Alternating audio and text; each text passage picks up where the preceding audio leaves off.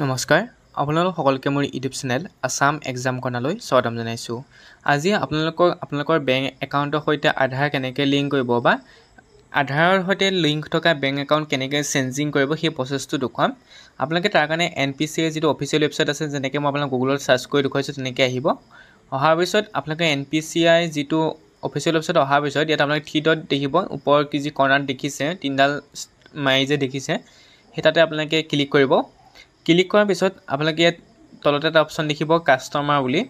Customer বটনটোত click কৰাৰ পিছতে আপোনালোকে দেখিব ভাৰত আধাৰ ছেডিং এনাবলাৰ, ইয়াতে আপোনালোকে এনেবল কৰিব লাগিব, অৰ্থাৎ যিটো ভাৰত আধাৰ ছেডিং আছে তাতে আপোনালোকে বেছ অপশ্যনটোত ক্লিক কৰিব লাগিব। ক্লিক কৰাৰ পিছত আপোনাক এটা নতুন পেজলৈ লৈ আহিব। পেজটোত অহাৰ পিছত আপোনালোকে ইয়াত দেখিব, ইয়াত হোম পেজলৈ দেখিব, ইয়াত আপোনালোকৰ বহুতকেইটা অপশ্যন আছে। তাৰে প্ৰথমটো হৈছে আধাৰ ছেডিং বা ডি ছেডিং, অৰ্থাৎ আপোনালোকে ইয়াত আধাৰ ডি ছেডিঙো কৰিব পাৰে বা ছেডিঙো কৰিব পাৰে।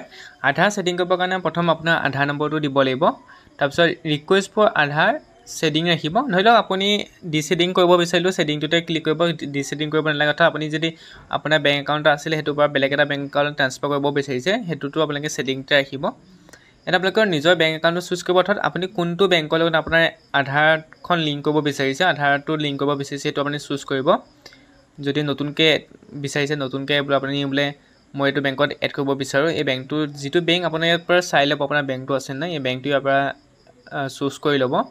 ষ্টেট বেংক অফ ইণ্ডিয়া উলিয়াব। তিনিটা আছে, ফ্ৰেছ ছেডিং, movement same bank with another account, movement from one bank to other, এই তিনিটা আছে। যদি ফ্ৰেছ ছেডিং কৰিব বিচাৰিছে অৰ্থাৎ আপোনাৰ বেংক একাউণ্ট লিংক হৈ থকা নাই তেতিয়াহ'লে ফ্ৰেছ ছেডিংটোত অপশ্যনটোত ক্লিক কৰিব। তাৰপিছত দিছে movement same bank with another account, অৰ্থাৎ আপোনালোকৰ ধৰি লওক আপুনি SBI কিন্তু আপোনাৰ দুটা একাউণ্ট আছে, আপুনি এইটো SBI বেংকৰ পৰা ইটো বেংকলৈ আপুনি ট্ৰান্সফাৰ কৰিব বিচাৰিছে আপোনালোকৰ আধাৰ এইটো, তেতিয়াহ'লে সেইটো ক্লিক কৰিব। নহয় আপোনাৰ ওচৰত বোলে বেংক একাউণ্ট দুটা আছে, এটা হৈছে SBI, এটা হৈছে আপোনালোকৰ বন্ধন বেংক বা পাঞ্জাৱ, যি তেনেকুৱা নহয়। আপুনি বোলে পাঞ্জাৱৰ পৰা ষ্টেট বেংকলৈ ট্ৰান্সফাৰ কৰিব বিচাৰে তেতিয়া আপুনি সেই 3 নম্বৰ অপশ্যনটোত ক্লিক কৰিব। তেতিয়া আপোনাৰ যিটো ষ্টেট বেংকৰ একাউণ্ট, ষ্টেট বেংকে হওক বা যিটোত দিব বিচাৰে তাৰ একাউণ্ট নম্বৰটো দিব, কনফাৰ্ম একাউণ্ট নম্বৰ কৰিব। তাৰপিছত বাই ছাবমিটিং এইখিনি পঢ়ি লৈ আপুনি কেপচা কোডটো দি ছাবমিট কৰিব লাগিব। ছাবমিট কৰাৰ পিছত আপোনালোকৰ হয়তো OTP যাব, আধাৰ নম্বৰ থকা OTP যাব। OTP যোৱাৰ পিছত আপোনালোকৰ কি হ'ব, যিটো আধাৰ ছেডিং আছে সেইটো আপোনালোকৰ প্ৰচেছ হৈ যাব। হয়তো 24 ঘণ্টাৰ ভিতৰতে আপোনালোকৰ মেছেজ আহিব যে আপোনাৰ আধাৰ ছেডিং হৈ গৈছে বুলি বা চেঞ্জিং ছাকচেছফুলি হৈ গৈছে বুলি মেছেজ আহিব।